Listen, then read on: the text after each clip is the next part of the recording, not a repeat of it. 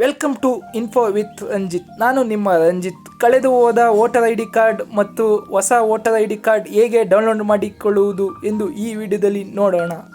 ನಿಮ್ಮ ಮೊಬೈಲ್ನಲ್ಲಿ ಪ್ಲೇಸ್ಟೋರ್ ಅಥವಾ ಆ್ಯಪಲ್ ಸ್ಟೋರಿನ ಮೂಲಕ ವೋಟರ್ ಹೆಲ್ಪ್ಲೈನ್ ಅಪ್ಲಿಕೇಶನ್ ಡೌನ್ಲೋಡ್ ಮಾಡಿಕೊಳ್ಳಿ.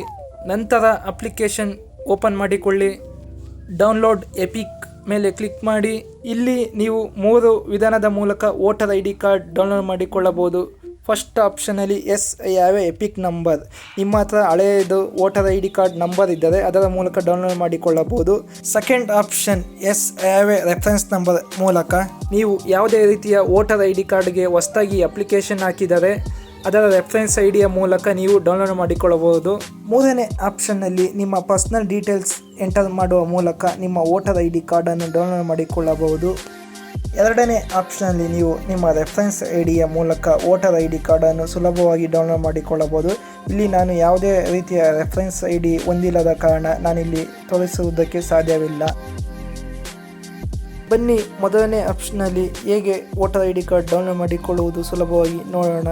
ಇಲ್ಲಿ ನಿಮ್ಮ ಎಪಿಕ್ ಕಾರ್ಡ್ ನಂಬರನ್ನು ಎಂಟರ್ ಮಾಡಿದ ನಂತರ ನಿಮ್ಮ ರಾಜ್ಯವನ್ನು ಆಯ್ಕೆ ಮಾಡಿದ ನಂತರ ಫ್ಲೈಟ್ ಡೀಟೇಲ್ಸ್ ಮೇಲೆ ಕ್ಲಿಕ್ ಮಾಡಿ. ಇಲ್ಲಿ ನಿಮ್ಮ ಡೀಟೇಲ್ಸ್ ಕಾಣಸಿಗುತ್ತದೆ. ನಿಮ್ಮ ಡೀಟೇಲ್ಸ್ನ ಕೆಳಗಡೆ ಪ್ರೊಸೀಡ್ ಬಟನ್ ಮೇಲೆ ಕ್ಲಿಕ್ ಮಾಡಿ. ಪ್ರೊಸೀಡ್ ಕ್ಲಿಕ್ ಮಾಡಿದ ಮೇಲೆ ನಿಮ್ಮ ರಿಜಿಸ್ಟರ್ಡ್ ಮೊಬೈಲ್ ನಂಬರ್ಗೆ OTP ಕಳಿಸಲಾಗುತ್ತದೆ.